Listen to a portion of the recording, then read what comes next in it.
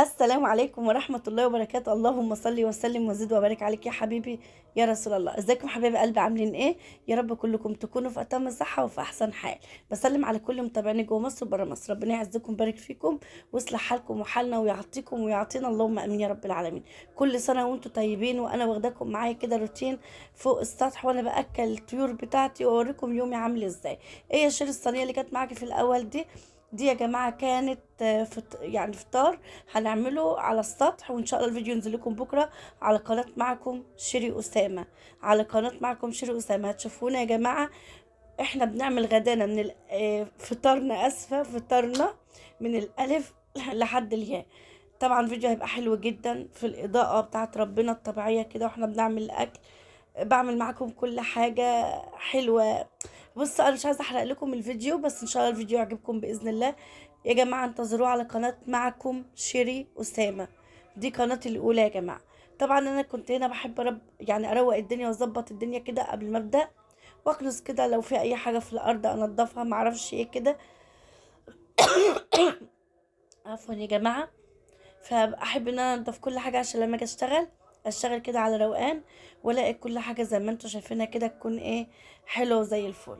يا رب ان بس الفيديو يكون النهارده يعجبكم وينول اعجابكم، وان شاء الله ان شاء الله يا رب اللي جاي يكون فيديوهات احلى واحلى. بس اكيد مش الواحد مش هيدور ان هو يعمل احلى واجمل الا طول ما انتم بتشجعونا باللايك وتكتبوا كومنتات حلوه وتشوفوا الفيديوهات و تشجعوني في اللي جاي ان شاء الله. ولو اي حد عايز فيديو يا جماعه اعمله له، قولوا لي، وانا والله يعني معاكم، وهعمل لكم الفيديوهات اللي تعجبكم واللي انتوا عايزينها ان شاء الله. طبعا انا كنت هنا اللي انا كنسته كده، حبيت ان انا الم كل اعزكم الله، اعزكم الله الكمامه كلها واحطها في الشكاره، علشان طبعا احنا بنشيل الشكاره دي كلها بنرميها ايه باللي فيها. يعني كل ما بنملاها شويه بنقوم شايلينها ورامين اللي فيها وكده.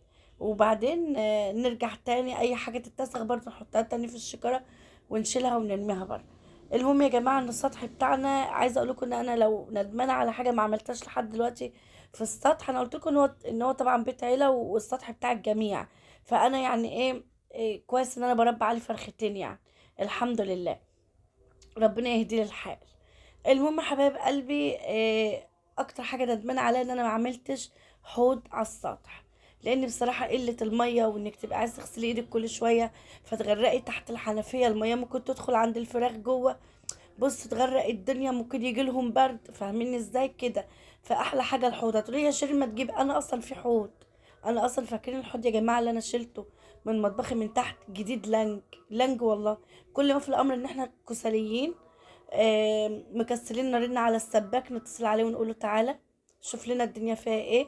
والله امكانياتنا تمام خلاص هنقول له يلا اشتغل. التكلفة عدت مثلا هقول طب خلاص استنى شوية. بس المهم ان احنا ان شاء الله ان شاء الله لازم ان شاء الله اركب الحوض بتاعي فوق، لان الحوض فوق هيبقى انا مثلا بدل ما انضف طيور تحت في المطبخ، لا انضفها فوق على السطح. آه، ابله ماجده طبعا جابت لي الطباخه بتاعتي اللي انا بطبخ عليها، ربنا يعزها يا رب.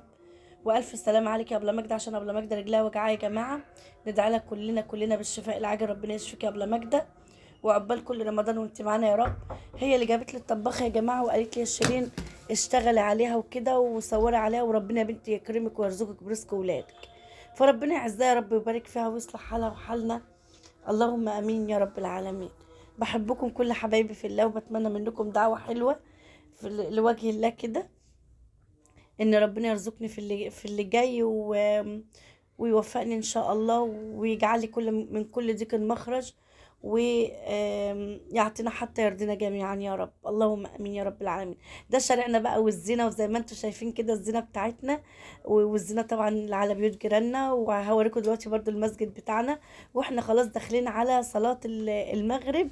والمغرب بيصلوا المغرب وانت لسه فوق يا شارع على الصوت. مش انا كنت اقول لكم ان انا بعمل فطار يوم كامل؟